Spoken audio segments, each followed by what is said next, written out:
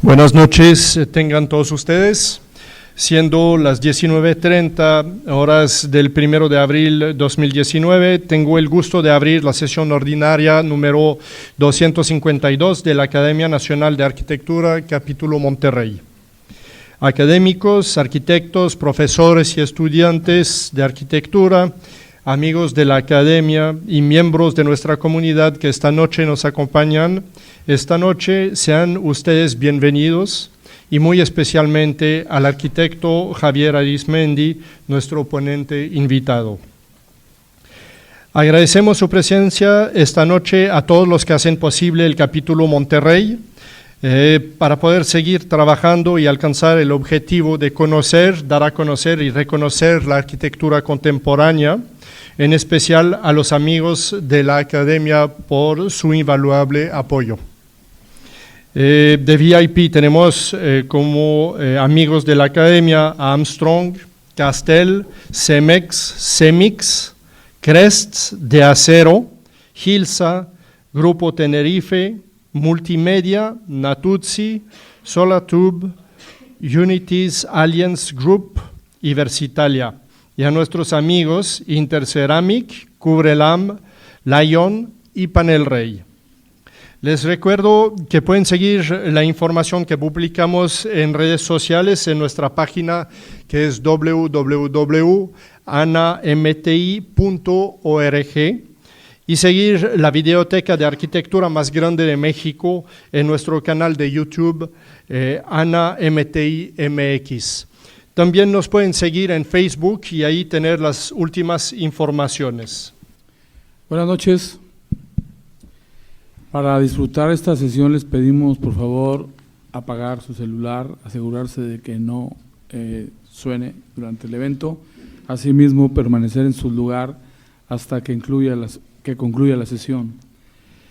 Vamos a pasar la palabra a continuación a la arquitecta Penélope Montes, cronista de este bienio, para la crónica de la sesión anterior. Adelante, Penélope. Buenas noches. Estudio de arquitectura a medida. La sesión 251 del capítulo Monterrey de la Academia Nacional de Arquitectura se realizó el lunes 4 de marzo en el Museo de Historia Mexicana. Tuvimos la conferencia titulada Obras Recientes, impartida por el arquitecto Julio Amezcua. Hace más de 15 años, Julio Amezcua impartió una conferencia en Monterrey en Design Week. Desde entonces tuvo la oficina AT103 con Francisco Pardo. Hace 3 años se desintegró y fundó una oficina trazada a partir de lo que no quería. No quería una oficina grande, ni perder el control de los proyectos, ni dedicarse a la administración y las relaciones públicas. Quería más bien proyectar y experimentar. Tuvo que cambiar radicalmente su visión profesional para atender clientes que necesitaban un trabajo a medida. La conferencia se desarrolló mostrando el trabajo de los últimos 5 años, encargos hechos principalmente sobre predios con algo existente, con historia, edificios catalogados donde no tuvo un lienzo en blanco. Presentó 11 encargos, entre ellos voy a destacar la Casa de Jabre 69, en el centro de la Ciudad de México. Ahí tuvieron algunas interrogantes, entre ellas cómo podemos generar espacio público, cómo afecta un edificio a su contexto. Había que entender muchas cosas en el sitio, así que las estrategias de diseño fueron distintas y se carecía de información. Cito, nunca aprendí a dibujar, pero sí a hacer maquetas y luego a usar la computadora. La forma de diseñar que tengo es en maqueta para probar la tectónica. Cierro cita. Durante la ejecución se tomaban decisiones sobre la materialidad del edificio, lo que le dio una personalidad propia.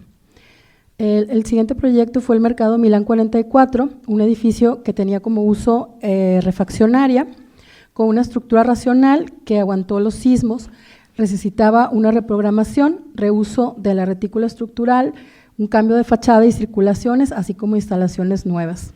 Todo el diseño de interiores tuvo la misma lógica del proyecto a diferente escala.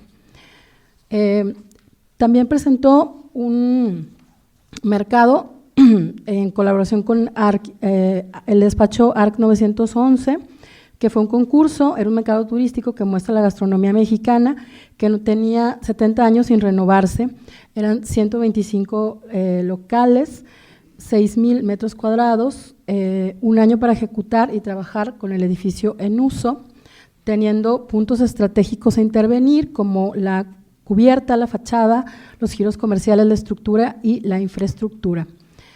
Cito, del mundo de las ideas tienes que bajar al mundo de los sentidos, cierro cita.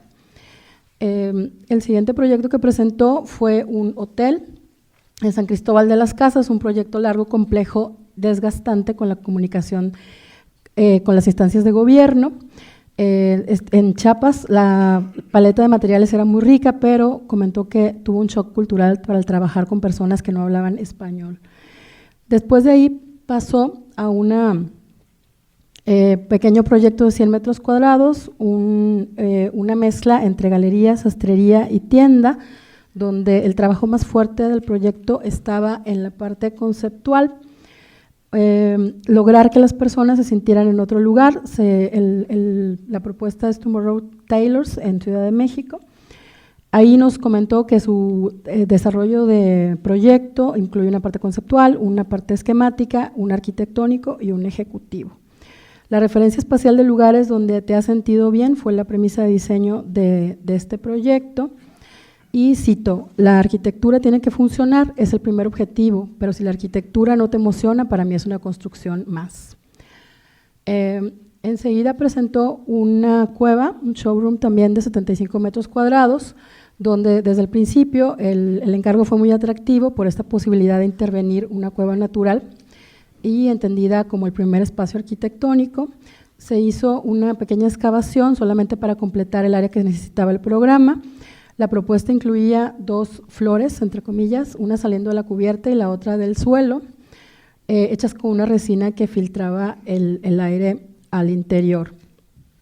Entre otros proyectos, presentó en Puebla también otro showroom contratado por otro arquitecto desarrollador para diseñar una escultura que él consideraba habitable, donde el mayor reto era meter luz natural a partir de panópticos. El programa era muy simple, pero se hicieron restricciones para darle un giro interesante a las áreas, como una ludoteca con únicamente juguetes de madera, que es el que ven ahí. El siguiente proyecto fue en Quintana Roo, también un showroom construido sobre un edificio de los 70s con una volumetría de pirámide truncada. Se llama Park Royal Cancún. Ahí lo más interesante del proyecto fue que su planeación duró 11 meses y la ejecución solamente 6, lo que fue un trabajo muy ordenado, donde se hizo mancuerna con el constructor, que redibujó el proyecto como un proceso de conocimiento del edificio, ofreciendo así su experiencia al servicio de la propuesta. Nos comentó también que la logística del suministro y colocación de los materiales fue estudiada con detenimiento para optimizar la obra. Para finalizar, presentó un sistema donde ahí canalizó su frustración de no poder hacer su propia casa, con una investigación de la madera como material estructural que resultó en un sistema modulado prefabricado con un ensamble hembra y macho que se ajusta a diferentes sujeciones. Nos mostró algunas propuestas que se están haciendo y construyendo en diferentes lugares de la República. Y finalizó con un proyecto en Paseo Alcalde de Guadalajara, Jalisco, también en colaboración con Arquitectura 911, un eje para estructurar y redensificar la ciudad y atraer a personas hacia el centro, donde el rescate del espacio público fue la premisa jerárquica del edificio. El sitio, lleno de referencias arquitectónicas de algunos arquitectos como Alejandro Son o González Cortázar, con propuestas o edificios muy hermanados con el arte. Aquí lo importante fue hacer una lectura del sitio y una reinterpretación actual. El cierre de la conferencia fue la sesión de preguntas, donde el arquitecto planteó el parteaguas en su carrera profesional a partir de sus necesidades personales y emocionales, que dio como resultado el estudio Amezcua, una oficina de 7 personas capaz de atender clientes con características específicas. Mi reflexión final es que la estrategia de un estudio de arquitectura tiene que venir acompañada de una idea teórica que sostenga la práctica profesional para ofrecer una alternativa asertiva para los encargos de cualquier escala. Gracias. Gracias, Penélope. Javier Arizmendi es mexicano, es el director de diseño de la firma Skidmore, Owings & Merrill en San Francisco, a la que se integró desde 1994. En este conocido y notable despacho ha estado trabajando en diversidad de proyectos de tipo civil, gubernamental, residencial, educación, ciencia, usos mixtos, comercial, en master plan, planes maestros. También ha trabajado geográficamente en locaciones como Norteamérica, Latinoamérica, Asia y el Medio Oeste. Su portafolio incluye trabajos como el Bioscience Research Collaborative en Rice University, the Knight Graduate School of Business en Stanford University, en San Diego el Courthouse, también el Poly International Plaza en Hangzhou, China, y el plan maestro que incluye el Treasure Island de San Francisco y la Beijing Financial Street.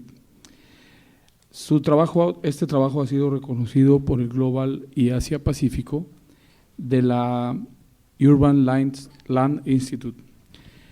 Javier trabaja de manera fundamental en principios de equipo de trabajo, de un pensamiento transparente, de honesta expresión y aspiración, y promueve el diseño colaborativo como proceso de revisión y evaluación. También es un extraordinario acuarelista y dibujante, sobre todo de los lugares en los que visita. Los invito a buscar su página en Instagram, su cuenta. Bienvenido, Javier, estás en tu casa.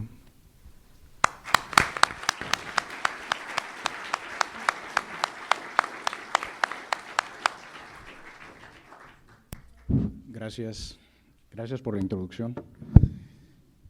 Primero quería agradecer a la Academia por invitarme, estoy muy contento de estar aquí en Monterrey. Siempre que regreso a México es un encuentro no solamente profesional, pero es muy emotivo y muy personal para mí. Gracias a Alexander Lenoir por invitarme y a todos los amigos y colegas que vinieron a pasarse su lunes por la noche con nosotros. Muchas gracias. Hoy voy a intentar, he dado muchas conferencias, pero voy a intentar una conferencia un poco diferente. Primero, como introducción, que es como siempre empezamos estas presentaciones, quisiera explicar algunas de las características de nuestra práctica. Nosotros somos parte de una práctica global muy grande, que tiene una serie de oficinas en varios lugares del mundo. Nosotros estamos en la ciudad de San Francisco. Como mencionaron, yo tengo 25 años de trabajar en esta oficina. Empecé desde de dibujante y a través del tiempo hemos podido, a través del trabajo y del trabajo más que nada, de avanzar, y hoy por hoy somos directores de diseño en la oficina. Mucho de nuestro trabajo, estaba yo explicando, abarca las áreas del noreste de los Estados Unidos, pero también atravesando el Pacífico hacia Asia. Entonces voy a mostrarles proyectos que están ubicados en California, un proyecto en China y con suerte también algunos otros. Tengo demasiado material, entonces todo depende de qué tan rápido me vaya con la plática. Nuestra firma es conocida como firma que en realidad fue clave en el invento del rascacielos. Este es el rascacielos más alto en el mundo, el Burj Dubai. Tenemos una práctica que le llamamos integrada, donde tenemos una práctica de arquitectura, ingeniería, diseño digital, diseño gráfico, diseño de interiores, ingeniería civil estructural, diseño sustentable, diseño de planeación. Es importante mencionar que muchos de estos proyectos y los que yo voy a mostrar, algunos de ellos, requieren una gran integración de conceptos de ingeniería y de arquitectura, van de mano en mano.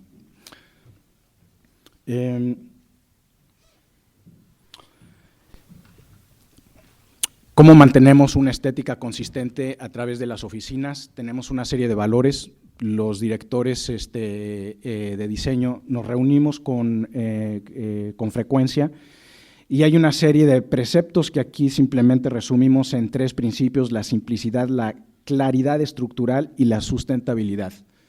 Y esto es clave en la manera en que nosotros revisamos y vemos los proyectos y la manera en que avanzamos los proyectos. El diseño sustentable, que aquí lo hemos llamado de alto rendimiento, pero el diseño sustentable, este año hemos tomado un nuevo compromiso con la sustentabilidad y creo que este es un tema muy, muy importante para todos nosotros. Abarca desde el diseño urbano hasta la manera en que diseñamos no solamente la arquitectura, pero todas las ingenierías.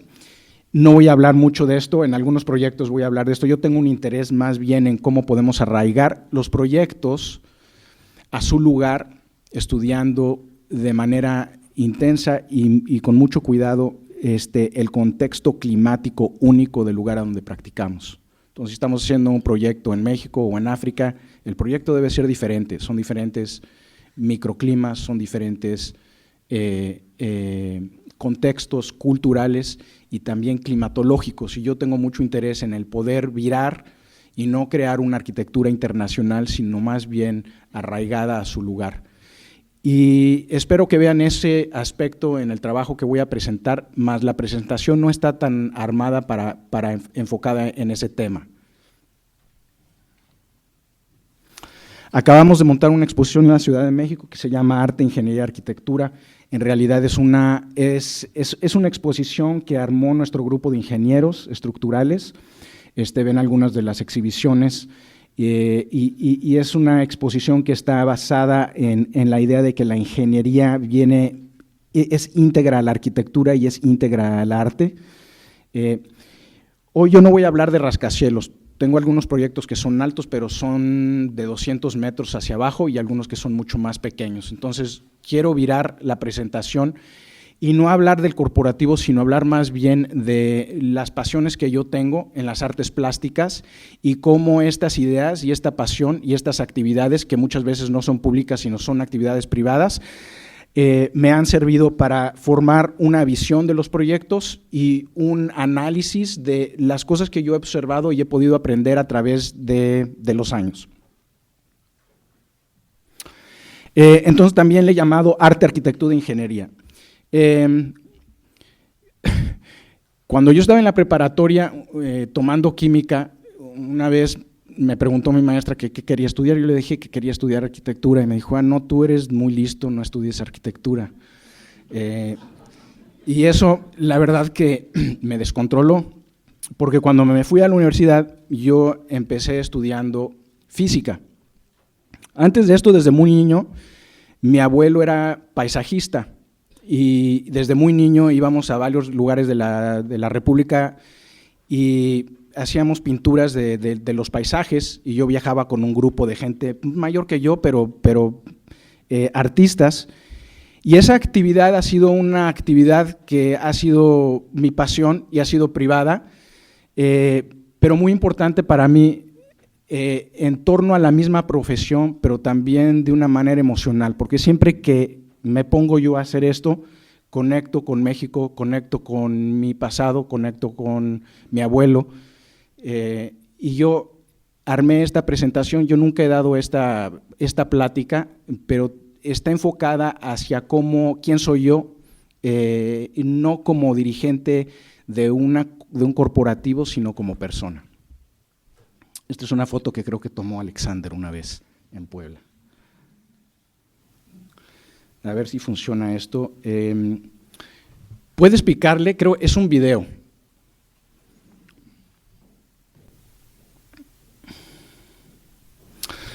Esto lo tomó mi esposa, estábamos de vacaciones, pero siempre es un problema porque con mis hijos y mi esposa yo siempre me quiero parar a dibujar lo que estoy viendo. Y estoy viendo cosas que para mí son importantes, no es solamente cómo se ve, sino cómo está armada la ciudad, cómo están armados los espacios públicos. Y esta actividad tiene varias modalidades, sí, en acuarela, pero también en óleos, y también es trabajo que es figurativo, pero también es abstracto. Entonces, lo que yo he hecho es, he dividido el trabajo en varios temas que tienen resonancia específica en los proyectos que voy a mostrar. Entonces, el primero lo he llamado la plaza. Nosotros todos nos hemos parado y hemos dibujado. Yo no tomo fotografías porque siento que necesito dibujar el espacio para ver qué es lo que está sucediendo. Entonces, la Plaza San Marco, esta es una plaza en La Habana que se llama la Plaza San Francisco. Siempre me ha interesado la manera en que en el caso de la Plaza San Marco, Sansovino creó un espacio, es el espacio, el diseño del espacio a través de el perímetro y después el anclar una de las esquinas con una torre. De ciertas maneras es lo mismo lo que sucede en la Plaza de San Francisco. Ese es uno de los preceptos de los que voy a platicar con un proyecto. Este es otro que es la composición de lo que llamo la agregación, que es el crear una composición de objetos a través de una serie de agregados. Y la composición, aunque es pictórica aquí, la composición de agregados es extremadamente importante en la arquitectura. Creo que antes se enseñaba un curso que se llamaba composición. No sé, a mí no me tocó que me enseñaran composición. Creo que la pedagogía ha cambiado mucho, pero me gustaría mucho que enseñaran la composición, que es la manera en que los espacios y los volúmenes se pueden unir para crear una arquitectura. Función. Siempre me han atraído este tipo de edificios que tienen relación a lo que acabo de hablar, que es la composición del agregado, más no es una composición artística, lo creamos artístico, lo hacemos artístico al dibujarlo o al pintarlo, pero en realidad lo que está aquí detrás de este tipo de composiciones es una función, diferente función de los volúmenes que también tiene una relación a lo que hacemos. Voy a mostrar un proyecto a donde hay una combinación de estos dos principios.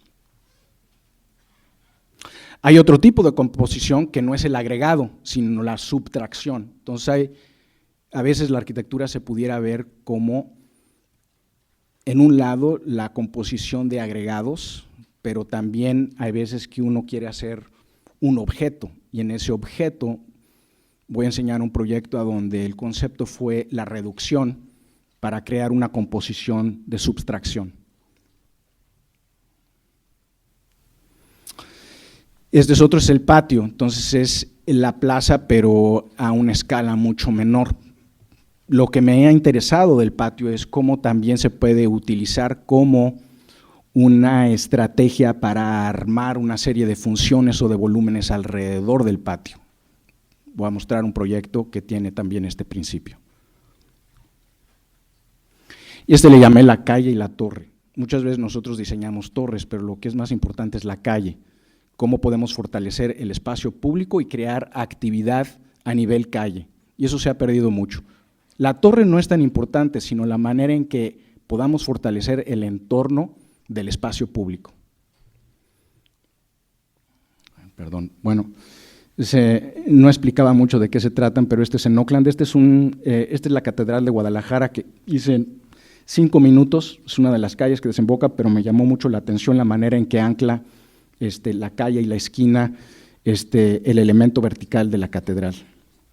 Y en el caso de la imagen de la izquierda es la manera en que hay usos activos y elementos que dejan que haya usos activos en la parte más baja de esta composición. También me ha interesado la abstracción, y estos son abstracciones de lo que yo llamaría espacios interiores. Me interesa mucho cómo la luz puede crear espacio y cómo la luz y el color cambian de manera en que la luz se refleja o se absorbe dentro de un espacio interior. Entonces, estas son representaciones un poco abstractas, pero quiero también mostrar un proyecto a donde este tipo de estudio tiene mucho que ver. Por último, el paisajismo. Siempre como mencioné, empecé a pintar como paisajista y siempre me ha interesado mucho el paisajismo, no solamente pictóricamente, sino la organización de espacios grandes. Pueden ser urbanos o pueden ser no urbanos. A través de observar este tipo de paisajismos, de paisajes, he aprendido también una serie de preceptos que también quiero compartir. Entonces vamos a hablar del primer proyecto con este precepto de la plaza, y también puse aquí una definición del urbanismo, que es la ordenación de las ciudades y de sus espacios. En realidad yo lo que voy a hablar es de una arquitectura contemporánea y moderna, pero la verdad también anclada en preceptos que son muy académicos y de cierta manera tradicionales. Todo lo que he hablado son preceptos muy tradicionales de ordenamiento de edificios y de espacios, y creo como estudiantes y como académicos, de cierta manera, esos fundamentos son fundamentos que tenemos que recordar.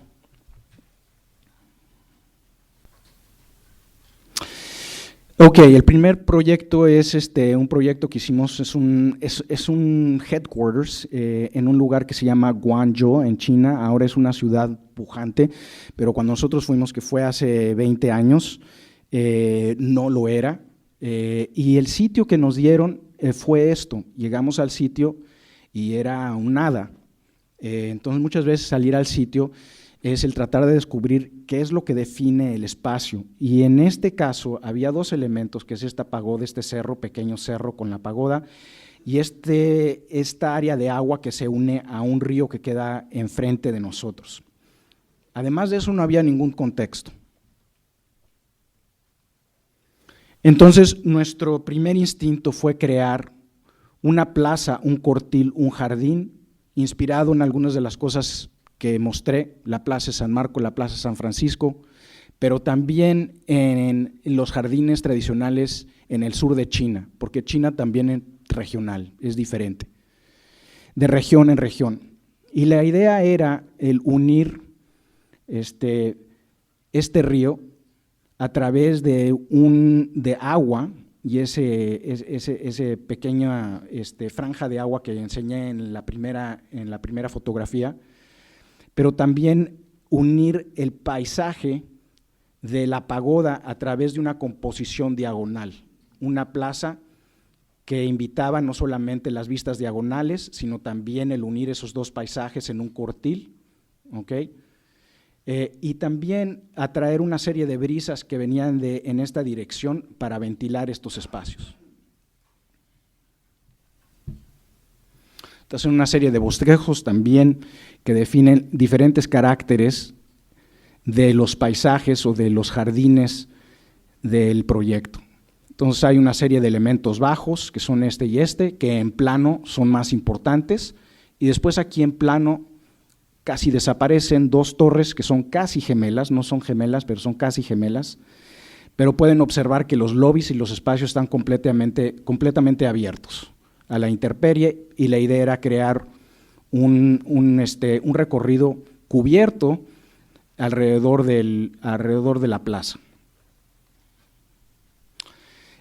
Usamos maquetas, dibujos, etcétera, y esta fue una de las primeras maquetas a donde inclusive estamos explorando diferentes maneras de representar las torres, pero estamos usando el mismo principio de crear una plaza y a la esquina de la plaza, definir las esquinas de la plaza, en este caso, con estos elementos verticales. Muy parecido en términos de composición a las primeras pinturas que les mostré.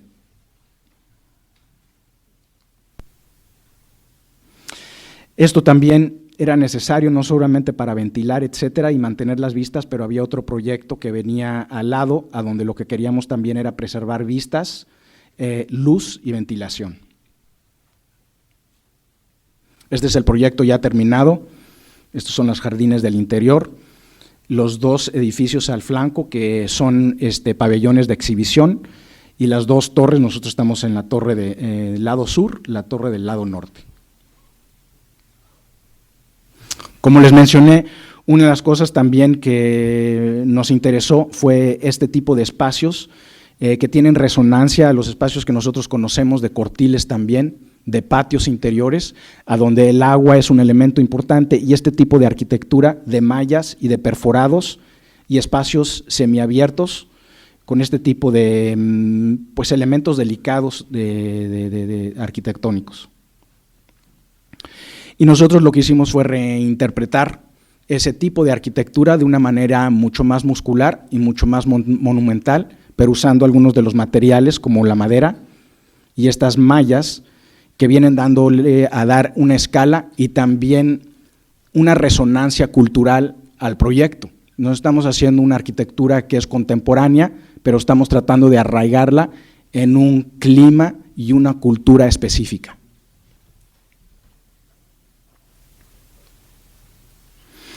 Aquí pueden ver la escala de los elementos verticales y laterales de la torre, ahorita vamos a hablar de esos. En la escala de la plaza en realidad la dan estos elementos que cuando estamos diseñando y haciendo las maquetas se ven como nada, pero en realidad son muy importantes y claves en establecer una escala que pueda mediar entre la torre y la dimensión humana.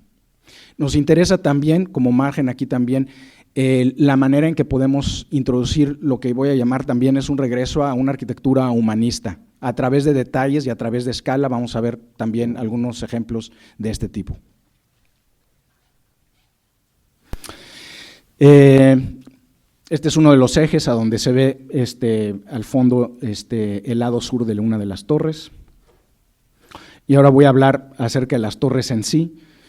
Y hablé del contexto específico climatológico. Aquí tuvimos mucha suerte porque el cliente quería que las dos torres tuvieran vista al norte, que era la vista del río. Y nosotros diseñamos una serie de torres que no tenían mucha profundidad, en realidad tienen como 13 a 14 metros de profundidad, que para un corporativo, para una torre de oficinas no es muy grande. Y creamos una serie de pantallas estructurales al sur que sombreaban enteramente el lado sur, y disminuimos también los lados este y oeste para reducir el consumo de energéticos en las torres. Las torres son muy angostas, entonces requerían un sistema estructural innovador y específico para este tipo de solución. La arquitectura está organizada en una serie de capas, a donde está el espacio que le llamamos el e-space, que es el espacio que se ocupa con todas las oficinas. Después tiene esta espina dorsal, le vamos a llamar, que es la estructura, y después tiene todos los espacios que son el núcleo. Usualmente el núcleo va al interior y está completamente recubierto de concreto. Usualmente es una espina estructural, y todos los espacios que van dentro, escaleras, aseos, baños, todos los espacios funcionales no son espacios arquitectónicos. Nosotros, al hacer esto, pudimos liberar todos esos espacios y traer luz y vistas y otros elementos dentro de esos espacios. Al medio del proyecto hay un espacio que en Asia, en China, se requiere cada 50 metros un espacio de refugio. Todas las escaleras se abren en ese espacio y después uno tiene que volver a entrar a las escaleras para bajar. Ese es específico a China, pero lo que nosotros queríamos hacer es crear una amenidad importante en ese espacio, no desperdiciarlo. Y también lo abrimos para crear un elemento de ventilación, unas salas de conferencias también que se pudieran compartir entre los espacios del corporativo. Esta es la planta, que tiene una organización, pues a mi parecer muy clara. Esta es la espina dorsal estructural con todos los elementos funcionales, con los elevadores, las escaleras y los baños. Inclusive todo esto está recubierto de cristal, entonces todos estos elementos tienen vista y luz. inclusive el corredor también tiene estas características. Estos son espacios mecánicos y eléctricos que tienen una distribución directa hacia los espacios que se ocupan, y una serie de escaleras y elementos que llegan también a proteger a la torre de la luz del este y del oeste. Brevemente quiero hablar de tipologías. Esta es una tipología que en inglés le llamamos el offset core. SOM también fue precursor, inventor de este tipo de tipologías. Este es el Inland Steel Company en Chicago y este es el Crown Cellarback, que es un edificio también del 59 en San Francisco.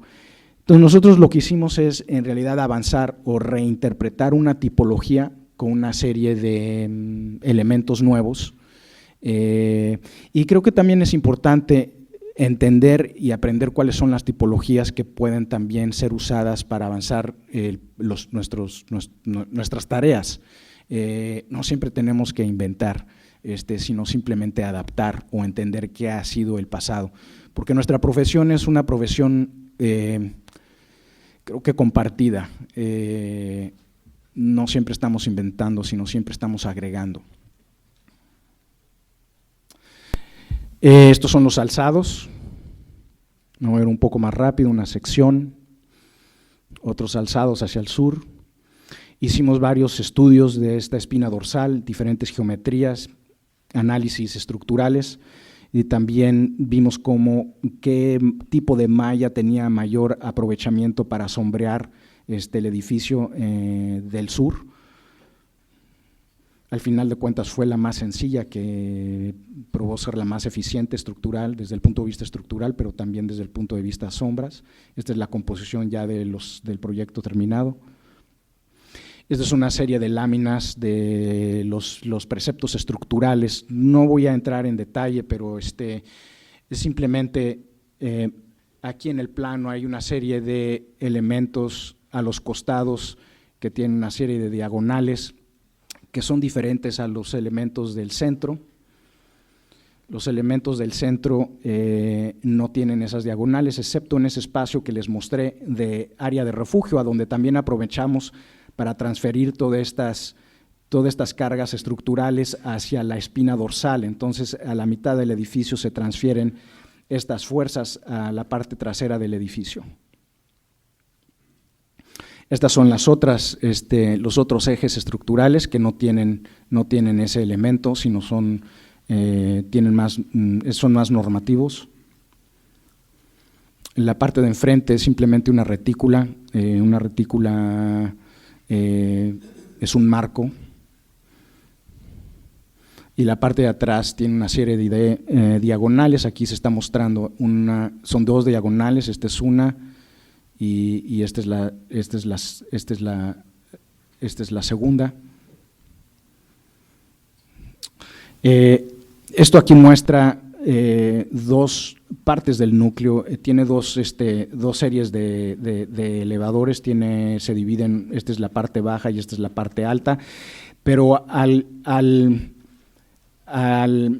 parar uno de los bancos de elevadores y seguir solamente con uno, se crea en la parte superior de este elemento se crea un vacío que se aprovecha para traer luz a los aseos y tiene una composición muy específica. Los colores aquí representan diferentes usos, diferentes funciones, y la estética del edificio era mucho la oportunidad también de celebrar todo este tipo de mecánica. Este es el lobby principal. En el lobby se ve todo el funcionamiento de los elevadores con este tipo de transparencias que se logran al no tener que tener este recubrimiento de concreto.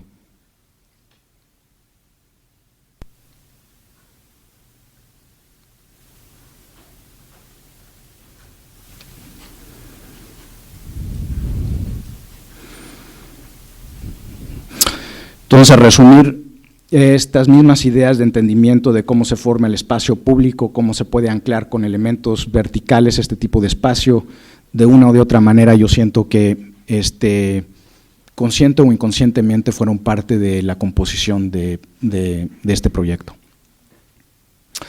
Ok, número 2, composición agregada. Composición es formación de un todo o un conjunto unificado uniendo con cierto orden una serie de elementos. Entonces, desde el punto de vista pictórico, estas dos pinturas tienen ese tipo de composición a donde los elementos están pegados, forman un conjunto balanceado en color y en forma. Y también este tipo de cosas que ya habíamos mencionado, a donde la función, que es la actividad particular de cada órgano o apartado de un organismo. Podemos unir estos dos conceptos, el dividir una serie de programas en elementos que son funcionales y que son particulares a ese tipo de función y después agregarlos para crear un agregado y una composición de esos elementos. Este proyecto es un laboratorio, vamos a hablar de un laboratorio en la Universidad de Rice, en Houston. Este era el trazado de la universidad para Rice. Este es lo que le llaman el Main Street, este es el eje, uno de los ejes principales en esta parte de Houston, pero la universidad decidió apartarse de lo que es el espacio de la ciudad, trazando un eje de crecimiento, apartándose de lo que es en realidad la ciudad.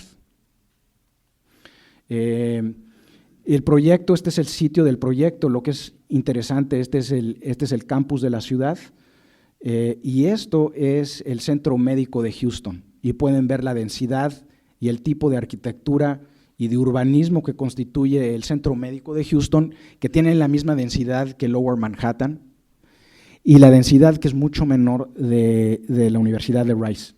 Este predio es de la Universidad de Rice, pero lo que ellos querían es crear un laboratorio de colaboración, espacio de colaboración a donde pudieran invitar a estas instituciones a hacer investigación en colaboración con los mismos científicos de la universidad. Entonces es estratégicamente un sitio muy interesante, arquitectónicamente también interesante, porque a la vez queríamos crear algo que fuera parte de este contexto, pero también tiene que ser parte de este contexto. Dos contextos completamente diferentes.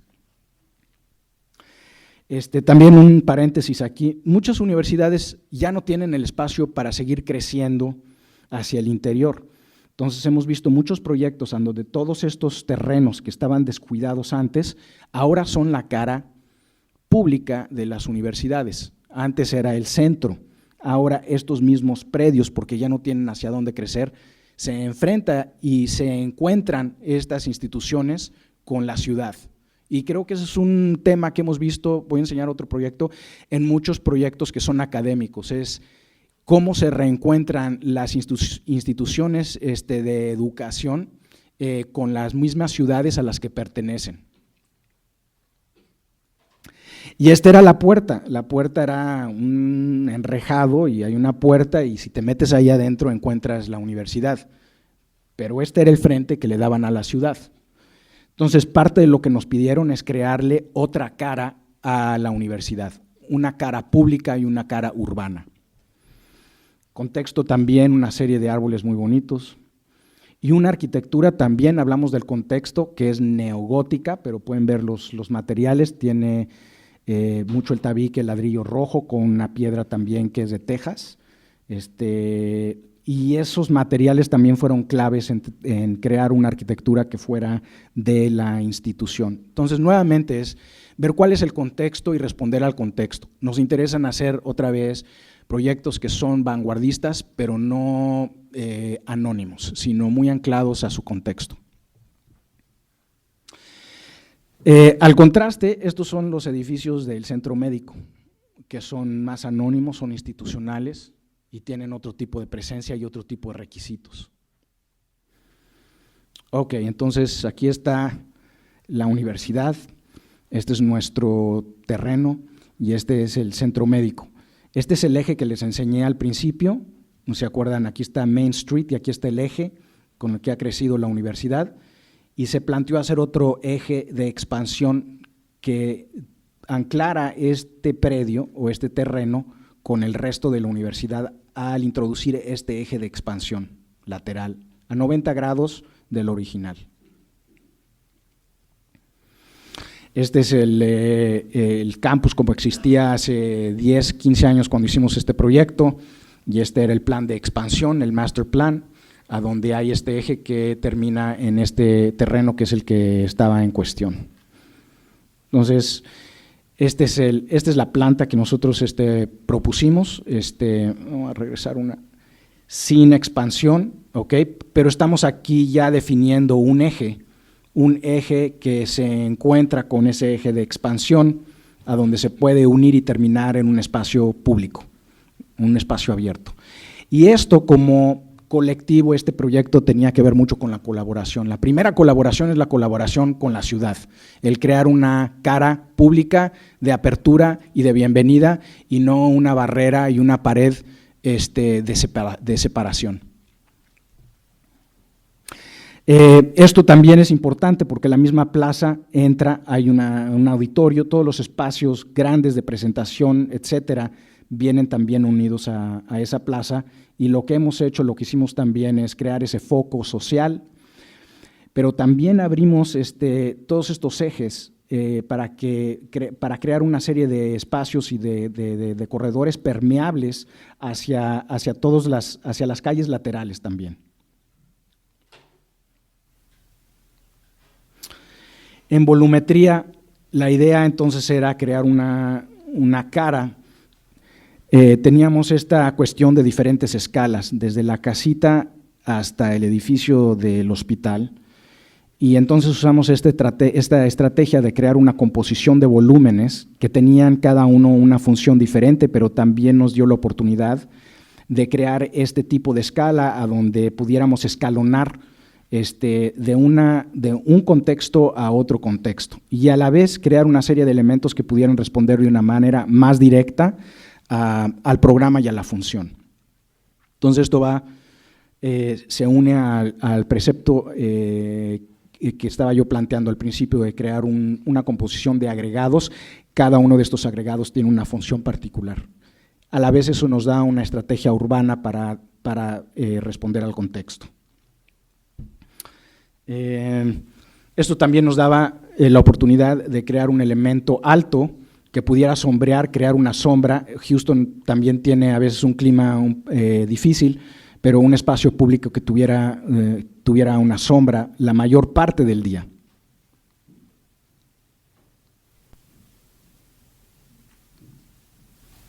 Estas son las maquetas, entonces este es ese elemento a donde hay una serie de… Este elemento es de ladrillo. Respondemos al contexto también al usar los mismos materiales de los edificios de la universidad y con una serie de elementos que también están diseñados para responder a la orientación del edificio, de la cara de las fachadas. Y mediante giramos, entonces hay una serie de elementos, una composición que tiene diferentes funciones, pero también logran unir diferentes escalas y crear una plaza de entrada. Estos son los dibujos. Y este es el edificio ya acabado.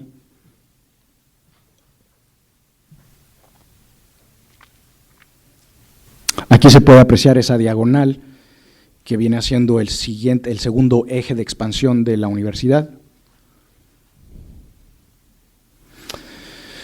Ok, y estas son una serie de axonometrías que muestran las funciones. Abajo ya hablé de las funciones públicas, en la segunda parte también una serie de espacios públicos, una cafetería, etcétera, y una serie de espacios científicos que son compartidos y de equipo científico que son compartidos. Entonces la idea era crear una especie de, le voy a llamar mercado, pero más bien son una serie de espacios de colaboración al unir amenidades y también equipo científico que todos los usuarios podían usar. Este elemento, el que voy a hablar, le llamamos el hub, es importante porque estos son rápidamente los planos, que no voy a hablar mucho de ellos, pero pueden también apreciar un poco.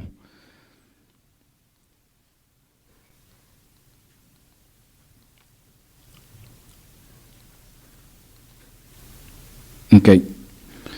El laboratorio en realidad es un espacio súper flexible porque la universidad no sabía con quién iban a colaborar, qué instituciones del centro médico iban a querer colaborar con ellos, y también qué otras instituciones de la misma ciudad iban a colaborar con ellos. Entonces se creó un espacio súper flexible.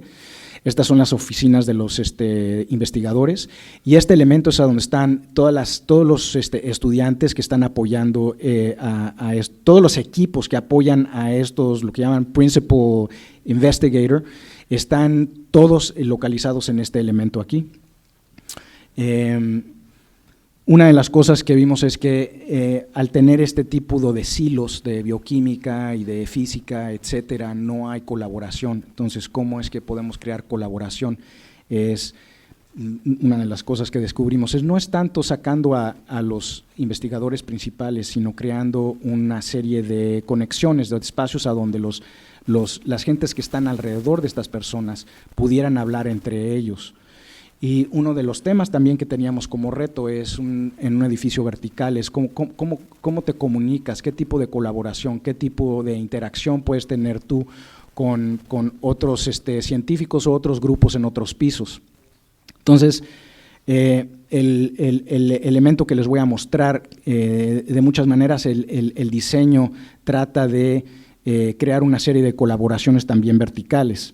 Y lo que es este elemento es una serie de espacios públicos compartidos a donde hay cocinetas, hay lounges, hay amenidades que están unidos a través de una serie de escaleras, y esos espacios están escalonados, hay unos que están de un lado y en el otro, y uno puede hacer una travesía vertical a pie a través de estas escaleras y estos espacios, uniendo todo este elemento. Aquí se ve en sección. Y este es el carácter que tienen esos espacios comunitarios. Estos son los laboratorios, la entrada, la plaza, que tiene una escala humana.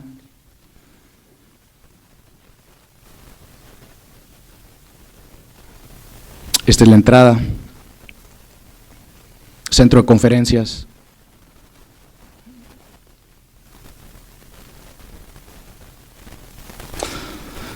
Entonces, composición y función, creo que esos preceptos también se reflejan en este proyecto.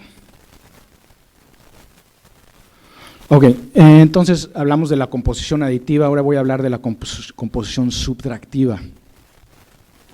Este siguiente proyecto está localizado en San Diego, en el mero centro de San Diego. Fue una oportunidad interesante.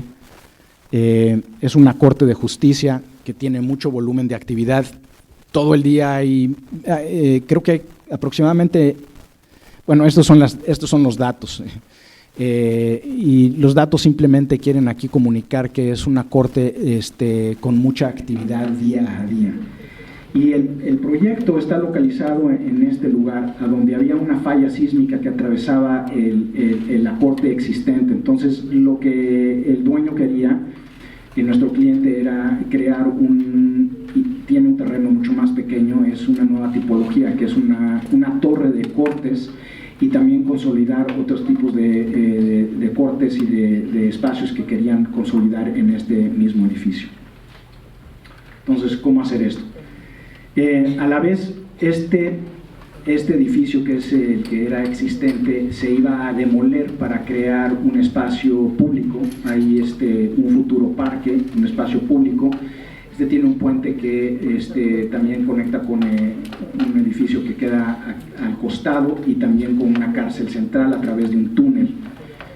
Pero la idea era crear, y ahorita van a ver la organización, es una resonancia entre este espacio público y este símbolo de espacio público, y atrás hay una serie de corredores públicos que dan hacia las cortes, al explorar una arquitectura que pretende ser monolítica de principio, pero después, al restarle una serie de volúmenes, crear una serie de espacios negativos que tienen resonancia con lo que está sucediendo en el contexto.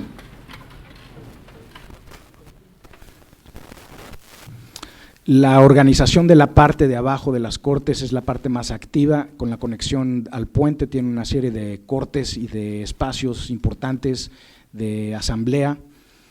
Todos están comunicados a través de unas escaleras públicas. Esta es la entrada. que también pretende ser cívico el edificio, más también tener una escala. Pero a diferencia de los otros edificios, pretende ser un edificio serio y cívico, gubernamental. Pero también queríamos que inspirara, y voy a hablar un poco de este elemento, que celebra la luz, crea sombra en esta carátula, pero también celebra la calidad de luz en ese lugar, y también de una manera también refleja el contexto marítimo de San Diego a través de unos elementos que parecen velas, deltas. Esta es la entrada. De una manera u otra también tiene alusiones el proyecto a una arquitectura más clásica, sin ser clásica, sino ser moderna, pero este tipo de elementos, los patrones y las sombras que forman en la entrada tienen ese tipo de resonancia también.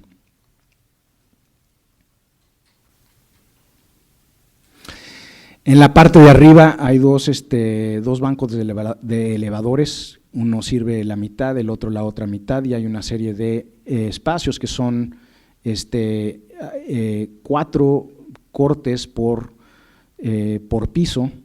Entonces lo ven aquí, que están servidas por un núcleo. El núcleo va hasta el basamento, hay una pequeña cárcel, traen gente que está detenida y entonces los traen hacia dentro de las cortes. El público entra por los ascensores y es esta cara pública, este corredor, y en la parte de atrás hay un elemento que es para oficinas de los jueces y estos 2 espacios que son de deliberación del jurado.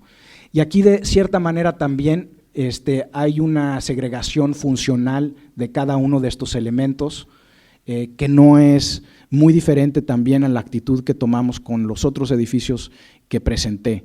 Tiene características del edificio de laboratorios y tiene características también del edificio de oficinas en la manera en que hemos organizado la funcionalidad del edificio.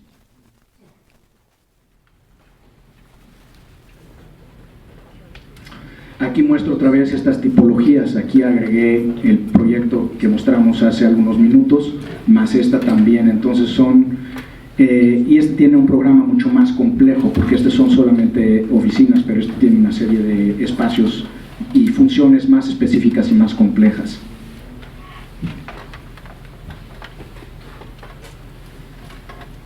Aquí se puede apreciar un poco más estos elementos, la organización. La estructura no es visible como en el primer proyecto que les mostré, más es crítica. Es un marco que no tiene diagonales, es un marco que nos permite expandir las cortes en 2 direcciones y crear flexibilidad a los espacios. Flexibilidad en este eje longitudinal, pero también lateral. Sección. Ok, y este elemento que le da una presencia importante al edificio. Queríamos hacer un edificio que no pudiera confundirse con un edificio comercial. Y esto lo hicimos a darle a cada cara una fachada específica que estaba determinada por las actividades y la función de cada una de estas fachadas. Entonces, de una manera reflexiona o refleja directamente lo que está pasando en el plano. Este elemento que se ve desde abajo se ve muy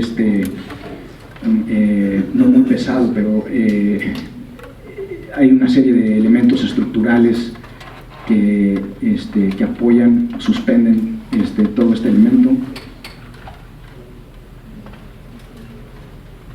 y le da una presencia muy específica en la ciudad, a donde se aparta de los edificios corporativos de oficinas o residenciales y crea una presencia cívica en la ciudad.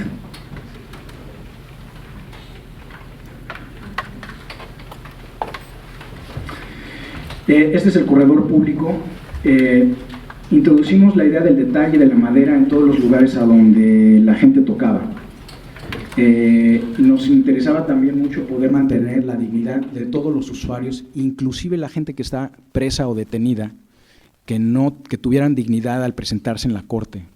No voy a enseñar muchas diapositivas de eso, pero es uno de los temas también que nos importaba, el retraer o rescatar una arquitectura humanística. Entonces aquí todos los espacios a donde uno se sienta o toca tienen madera. Estas son las entradas a las cortes.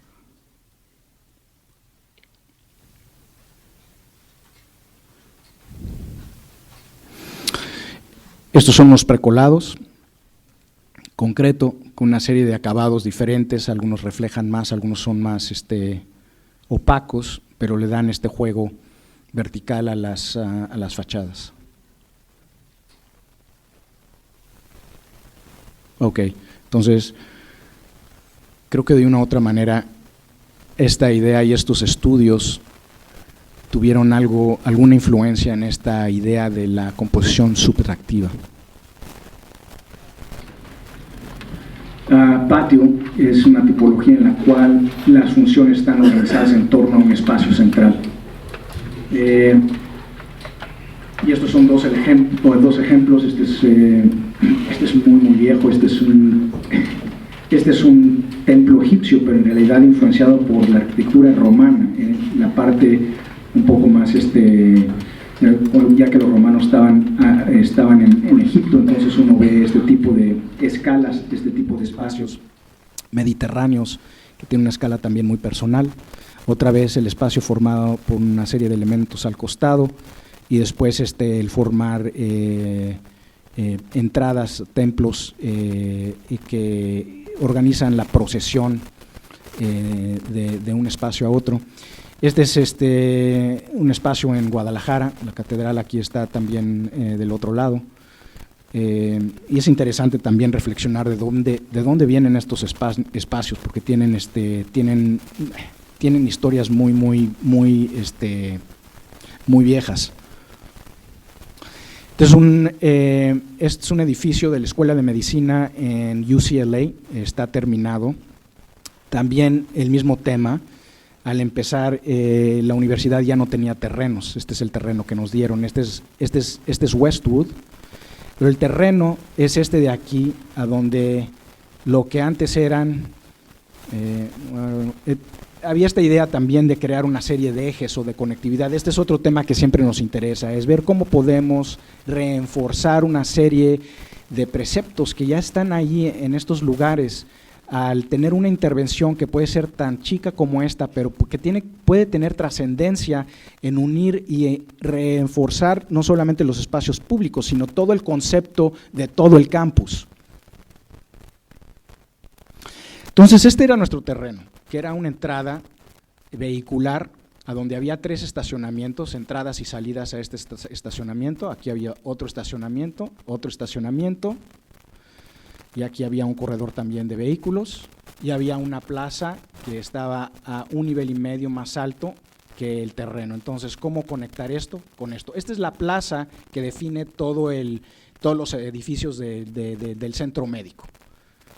Y este era nuestro terreno, más poquito si queríamos. Este es nuestro terreno. Señores, no pueden disminuir ninguna de las entradas, ni inclusive durante la construcción, ni ningún espacio, tienen que mantener todos los espacios de estacionamiento y funcional durante toda la construcción. Okay. Estas son 2 fotografías. Esta es la plaza superior que nadie usaba porque no había acceso de la calle. Okay.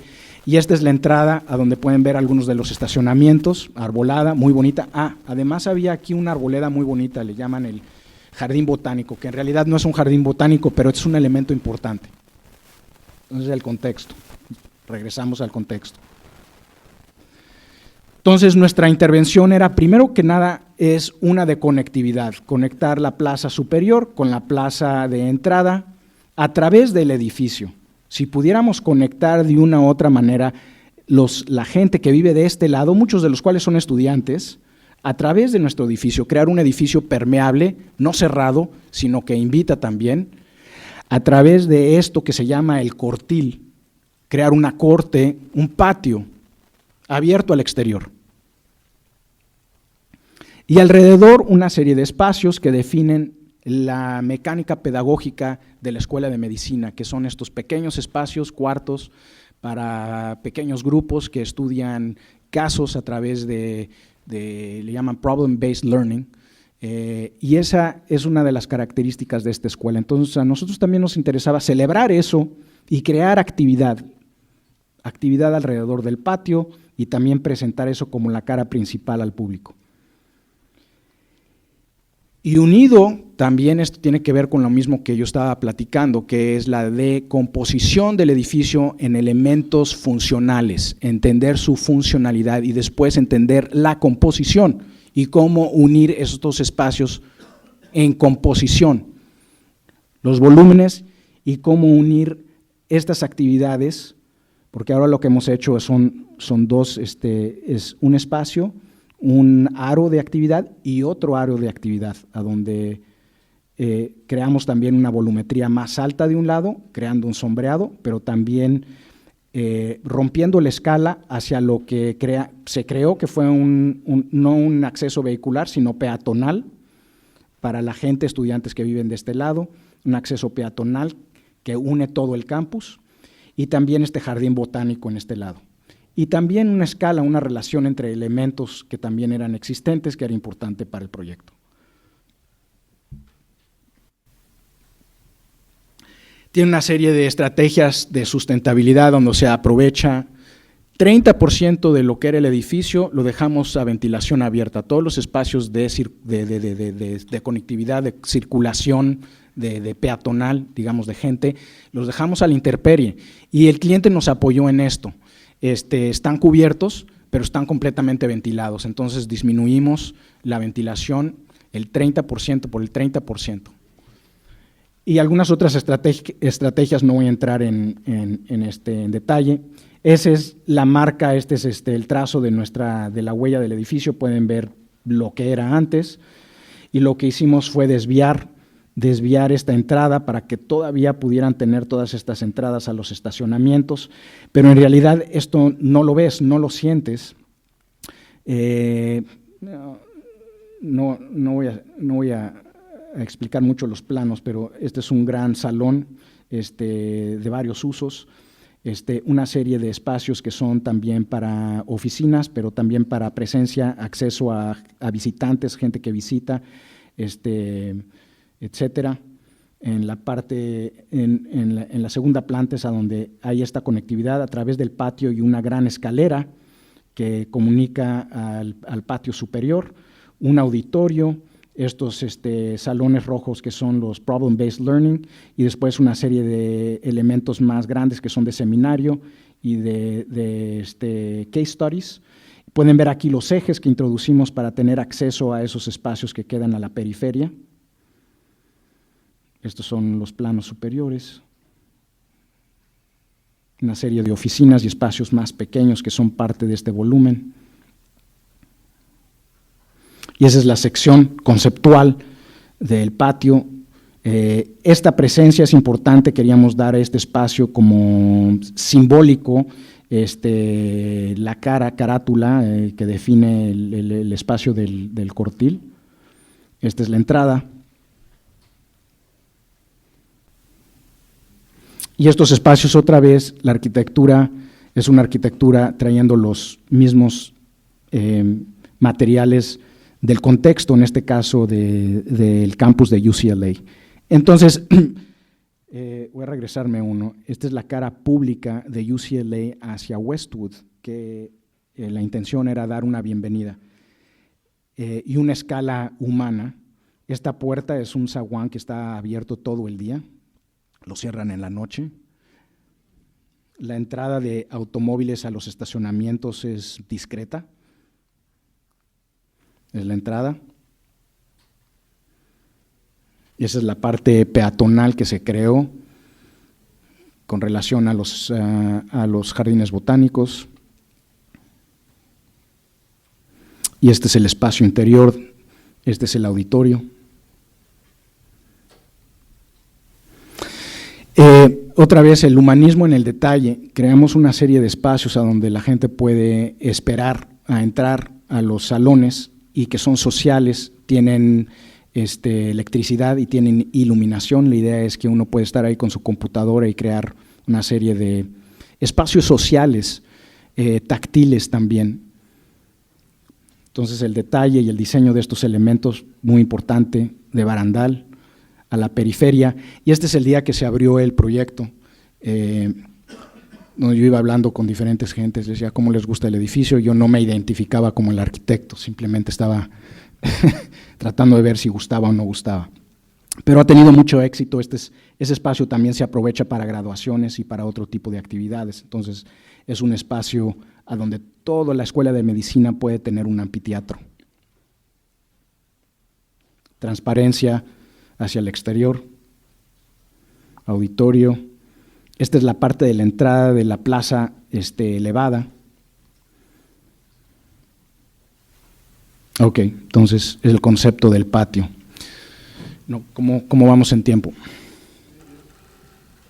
¿A qué horas terminamos usualmente? ¿Todavía me queda? Ok.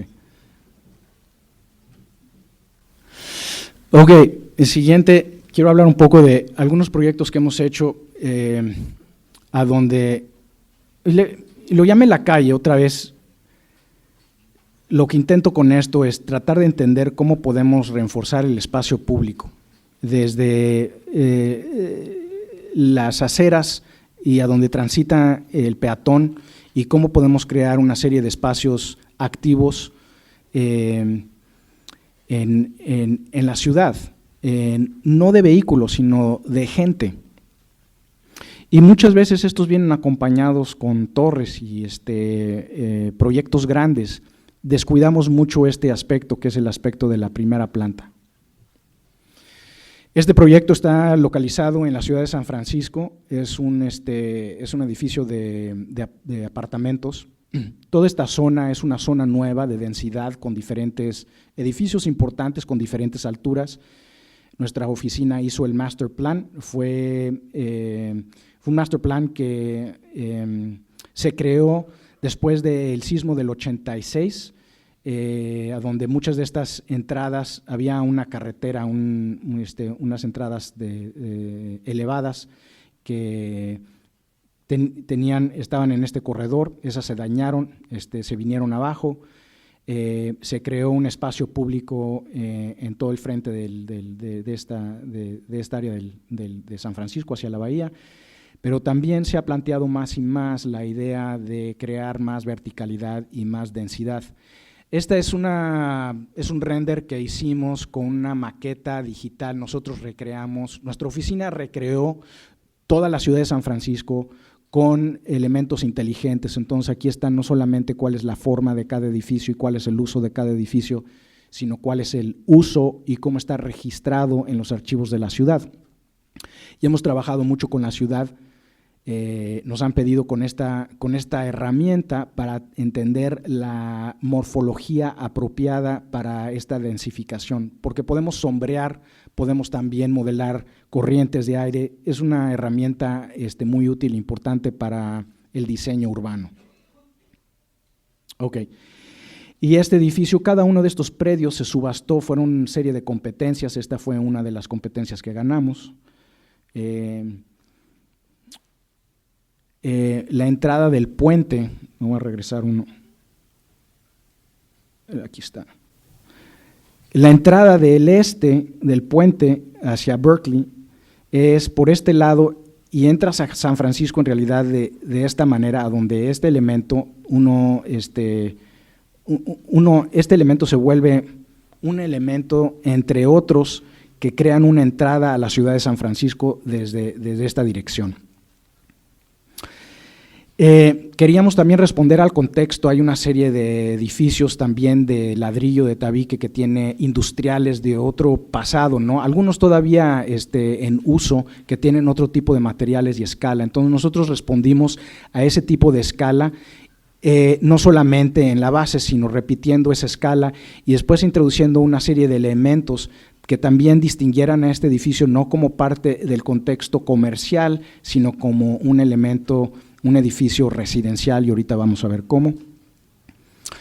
Ganamos la competencia porque en este predio, en este terreno que es difícil, es triangular, creamos un pasaje público completamente abierto, entonces la gente puede en realidad pasar, todos pueden pasar por este espacio y conectar con un parque que queda aquí atrás, cortando por la cuadra. Y esto fue muy importante para la ciudad. Otra vez son conceptos sociales y de urbanismo que también vieron en el proyecto de UCLA, es el invitar al público al edificio, que sea parte del contexto público, no crear barreras. También lo vieron en Rice de cierta manera, en crear este espacio público. Y lo que nosotros hemos visto es que cuando uno puede convencer al cliente que en realidad estás tú trayendo y agregándole valor al proyecto, al no bardearlo y al no formar una barrera, estás creando valor. ¿Por qué? Porque estos espacios van a ser amenidades importantes para el proyecto. Esta va a ser la entrada, el lobby, va a haber un espacio abierto, techado pero abierto, apoyado por una serie de comercios, dos espacios de comercio y este pasaje. Y esta fue la imagen que le presentamos a la ciudad, a donde hay un pasaje público a través del proyecto, otra vez dándole más fuerza al espacio público. Todavía ni siquiera hemos visto la torre. Esto es lo más importante. Para la ciudad esto fue lo más importante. Y es lo más complejo. Este es el pasaje.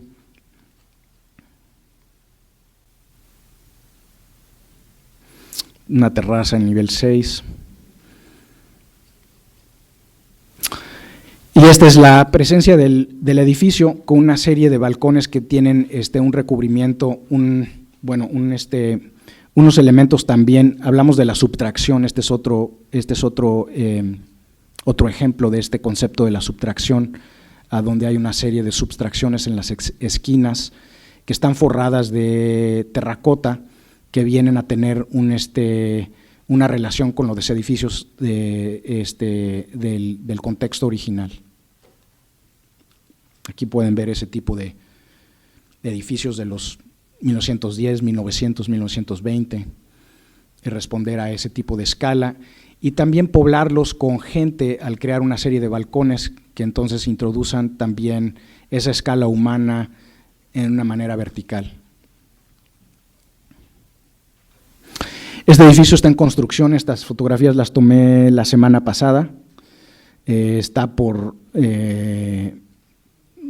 terminar de instalar parte de la fachada. Este es el último piso, que están instalando, están empezando a instalar los balcones, y las fachadas también son de cristal, pero tienen un elemento de metal que sombrea, pero también de ciertos ángulos crea una arquitectura opaca, no acristalada, sino una materialidad otra vez.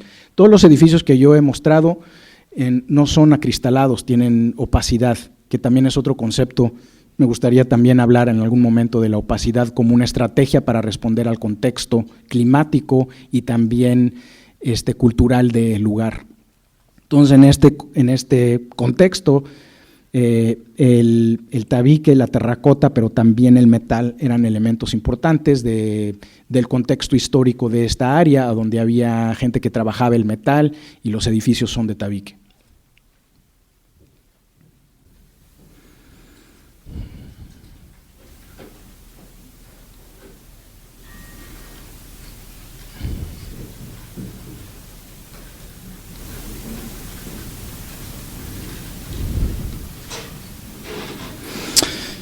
Entonces, nuevamente este tipo de estudios, estamos haciendo un edificio a 2 cuadras, apenas en diseño, que también es otro edificio de residencias, y en el contexto era más extremo, mucho más reducido, a donde también hicimos una serie de subtracciones como balcones, pero en este contexto lo que era importante era esta esquina, el que el edificio tuviera una ancla y una presencia vertical en esta esquina.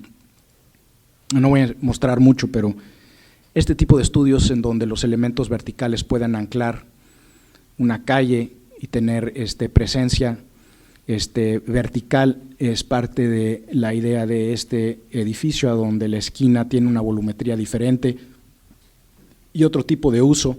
También son apartamentos, pero son las unidades más grandes, que llegan a anclar la entrada al edificio en la esquina.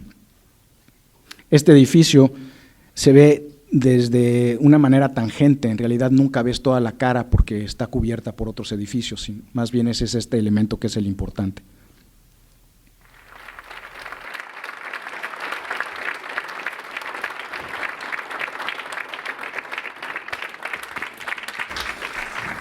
Si tienen preguntas, con gusto.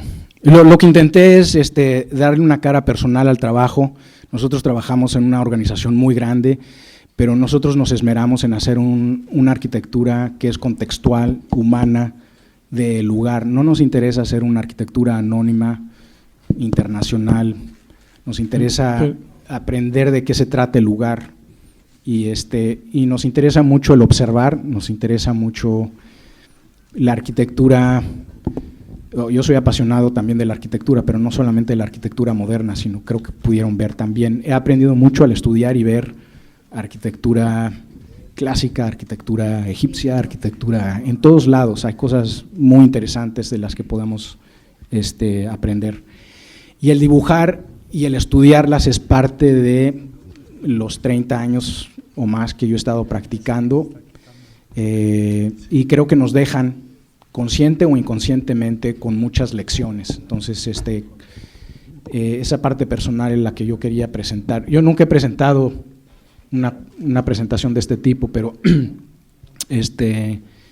creo que regresar a México y poder presentar en realidad de una manera más completa quién soy es una oportunidad que creo que me siento mucho más cómodo con el público sí, mexicano. Entonces, súper, gracias.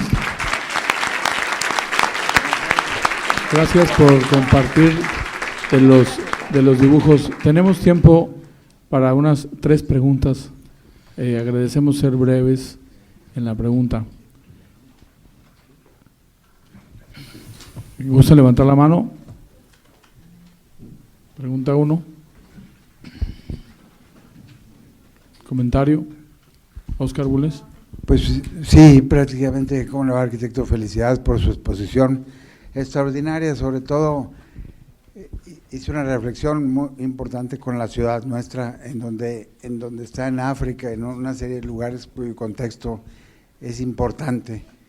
Esta ciudad merece hacer arquitectura de contexto y obviamente de la región, del medio, clima, etcétera, y a veces no se hace lo que se debe.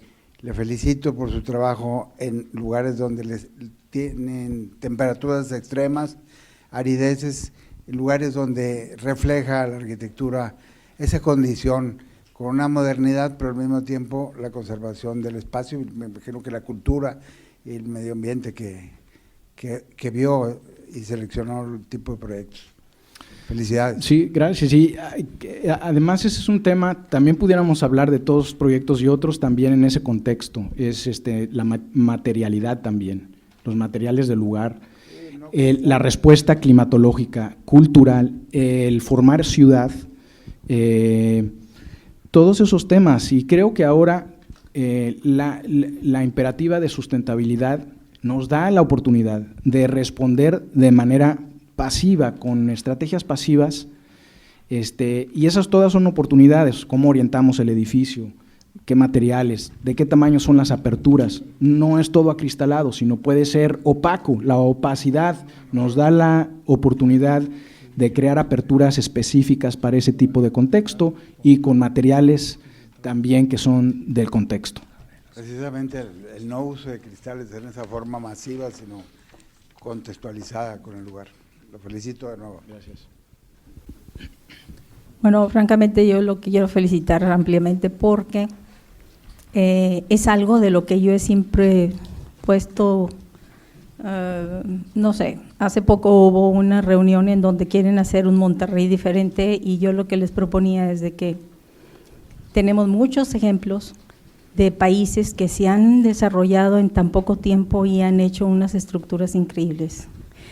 Aparte de esto, yo creo que sí ya le hace falta a Monterrey que destaque en lo que realmente tiene y de alguna forma lo que era la gente en su principio, esa fortaleza, esa fuerza, pero me gusta más que nada esa sensibilidad que tiene artística, que era lo que yo les decía, si no tienen esa creatividad, contraten a alguien que la tenga,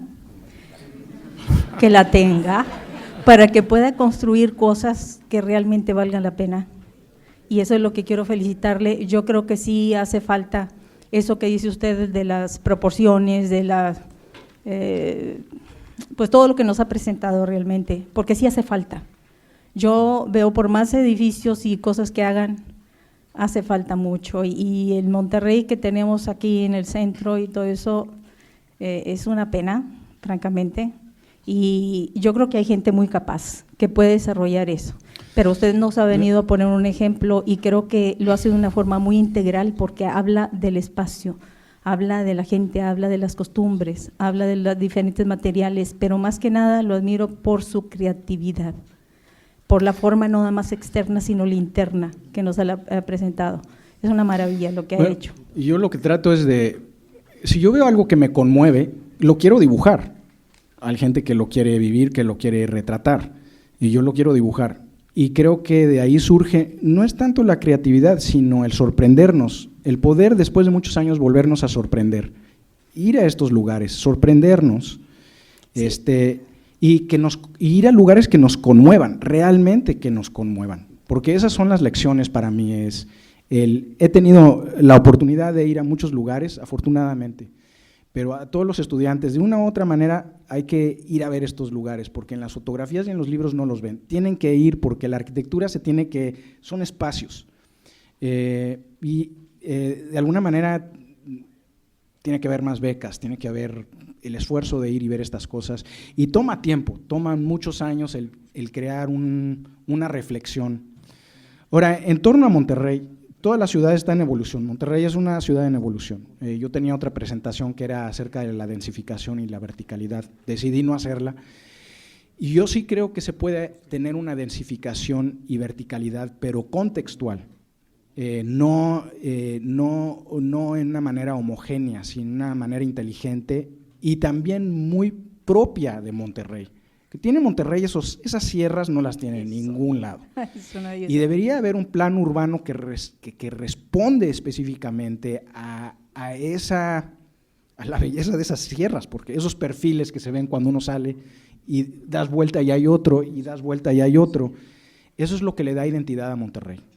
Y de alguna manera eso tiene que ser parte de la concepción de Monterrey a futuro también. Eso es uno. Y número dos, es que tenemos que crear también un espacio público que tenga más fuerza, que no sea de vehículos. Los vehículos pueden estar, pero la prioridad tiene que ser la manera en que las aceras, las banquetas y lo que define todos esos espacios no sean los vehículos, no sean estacionamientos, no sean comercios que están apartados de las calles, sino que le den vida a las calles. A todos nos gusta ir a las ciudades donde podemos caminar.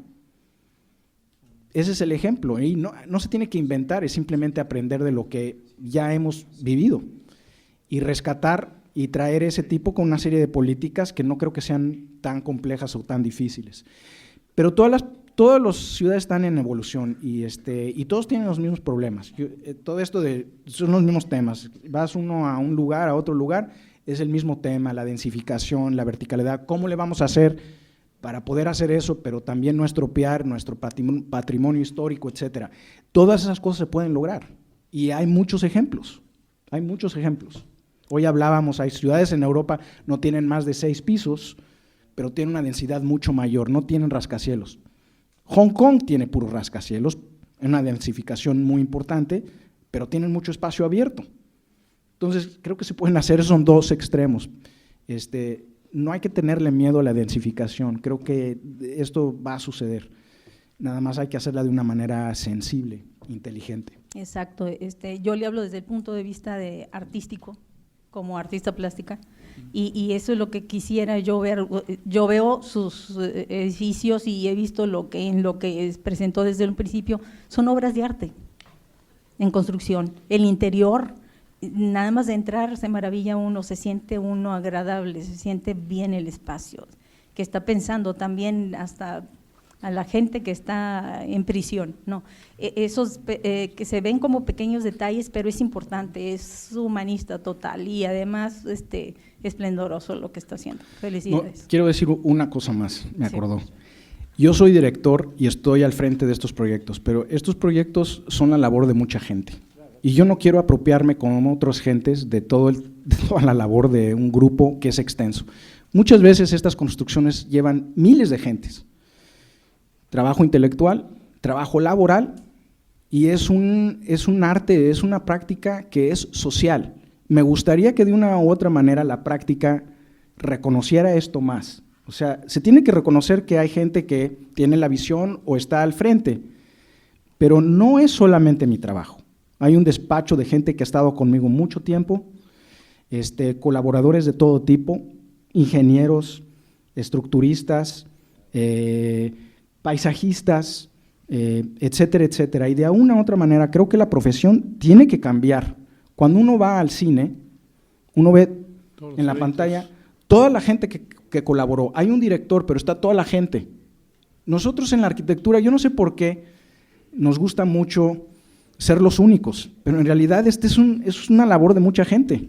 Exacto. Entonces eso lo quiero decir porque me gusta mucho venir y presentar esto, pero es la labor de mucha gente. Muchísimas gracias.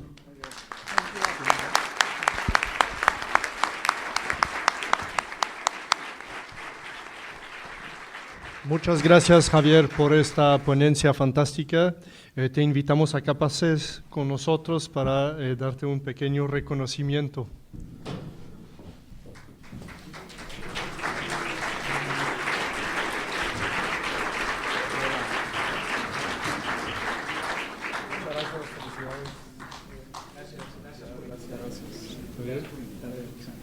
Muchas felicidades y gracias. Gracias.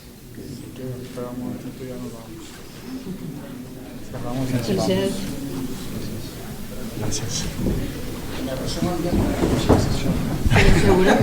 Ella es la responsable. Siendo las 9:30,